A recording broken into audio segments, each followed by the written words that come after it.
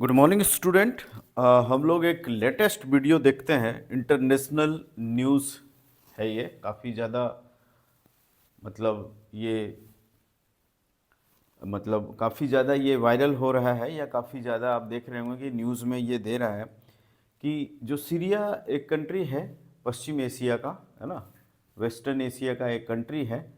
तो वहाँ पर क्या है कि वो तख्ता पलट हो चुका है।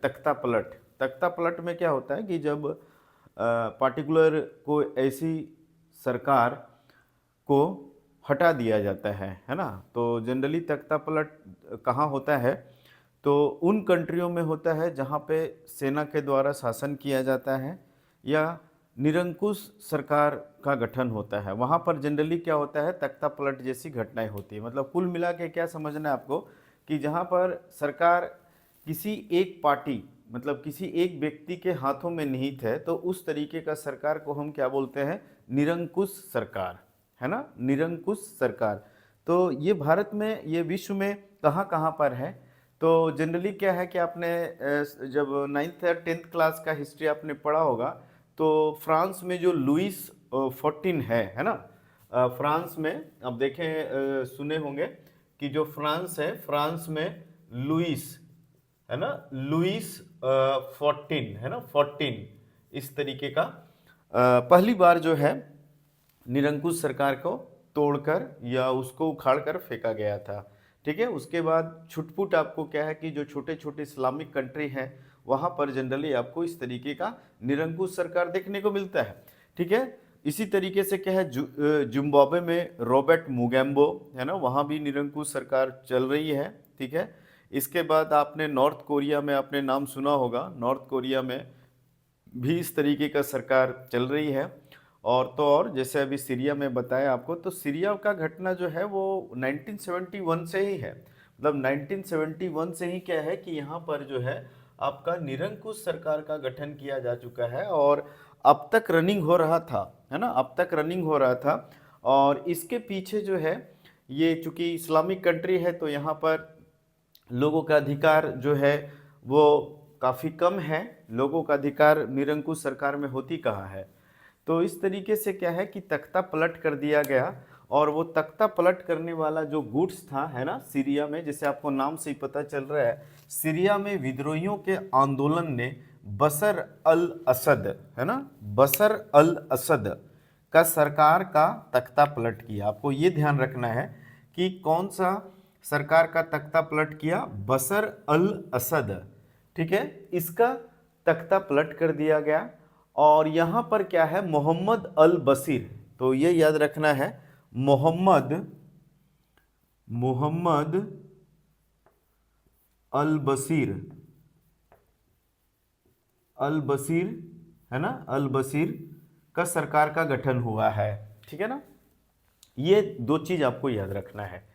ठीक है, तो इसकी शुरुआत हम करें, तो शुरुआत में जनरली हमने ये बताया आपको कि निरंकुश सरकार जो है एक मतलब सोची समझी सरकार तो नहीं होती है, बल्कि सरकार किसी एक व्यक्ति के हाथों में निहित होता है, और वो सेना के द्वारा शासन किया जाता है या शासन करवाया जाता है। इसमें लोगों का अधिकार छीन ली जाती है, और एक व्यक्ति के हाथों में निहित होता है, वो मनमानी पे उतर जाता है, और वो जैसा मन होता है वैसी सरकार का चलाता है। ठीक है, तो यहाँ पर क्या है कि यहाँ के जो गुड्स थे, जो विद्रोही गुट था, है ना, इसका मोहम्मद अल बशीर का, ठीक है, ये काफ़ी अरसों से तख्ता पलट करने का प्रयास कर रहा था, लेकिन ये हाथ 9 दिसंबर 2024 को हाथ लगा, है ना, 9 दिसंबर, ठीक है, 9 दिसंबर 2024 को, है ना, हाथ लगा और तख्ता पलट कर दिया गया।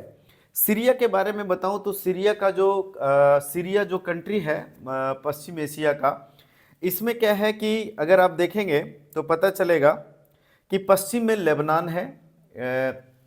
अगर आप ज्योग्राफी के कैंडिडेट्स हैं तो आप समझ रहे होंगे कि पश्चिम में लेबनान है, दक्षिण पश्चिम में जो है वो इजराइल है, ठीक है, दक्षिण में जॉर्डन है, और पूरब में जो है वो इराक है।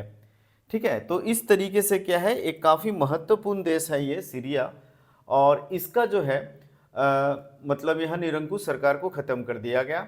और मोहम्मद अल बशीर मोहम्मद अल बशीर की सरकार का गठन किया गया। ठीक है, यहाँ पर देखें तो चूंकि क्या है कि यहाँ पर कुछ भारतीय भी मतलब यहाँ पर मौजूद थे, या भारतीय लोग भी यहाँ पर थे, तो उनको सरकार ने क्या किया, 77 भारतीयों को यहाँ से बाहर निकाल लिया गया लेबनान के रास्ते, और भारत इसको लाया गया।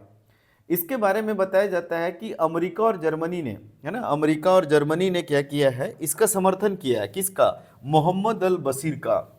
ठीक है, मोहम्मद अल बशीर का समर्थन कौन किया है? तो अमेरिका और जर्मनी, अमेरिका और जर्मनी जो है, इस बशीर सरकार का क्या किया गया है, मतलब इसका समर्थन किया। वही इराक ने क्या किया है, ईरान, है ना, वही ईरान ने इसका मतलब पुरजोर समर्थन नहीं किया, बल्कि उसको जो पहला वाला जो सरकार था, है ना, सीरिया में अल असद का, ठीक है, उसी को उन्होंने क्या किया, समर्थन किया। मतलब वो क्या था, निरंकुश सरकार के पक्ष में था। कौन? ईरान।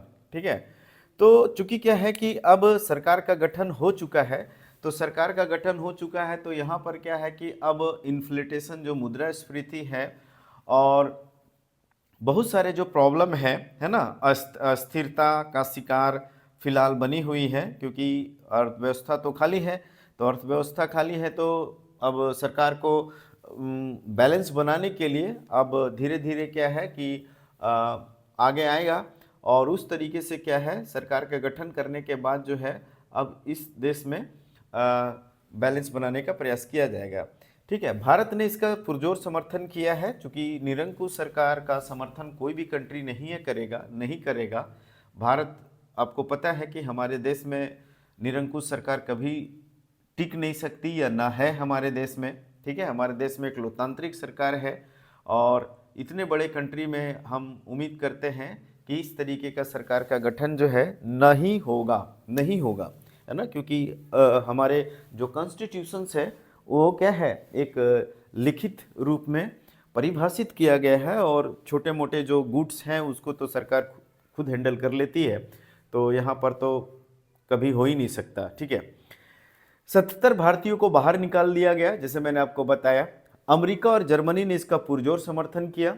ठीक है, अब क्या है कि जो इसका पूरा परिवार है ना, बशर अल असद का, ये मॉस्को, रूस का जो राजधानी है मॉस्को, यहाँ पे इन्होंने शरण लिया है ना। मॉस्को, रूस का जो राजधानी है, रूस की राजधानी मॉस्को में शरण लिया है। ठीक है, मॉस्को। तो पूरा परिवार जो है ये समर्थन, मतलब वहाँ पर मतलब रूस के जो मॉस्को शहर है, वहाँ पर वे शरण लिए हुई है। ठीक है, अब दिक्कत ये है कि इस कंट्री में, चूंकि ये ISIS का गढ़ रहा है, पूरा अर्थव्यवस्था खाली है। ठीक है, और यहाँ पर क्या है कि अब उन कंट्रियों का समर्थन धीरे धीरे मिल रहा है जो उसके आस पड़ोस के हैं। ठीक है, तो ये था आपका नया टॉपिक था एक, इसको ध्यान रखना है आपको। ठीक है, थैंक यू वेरी मच।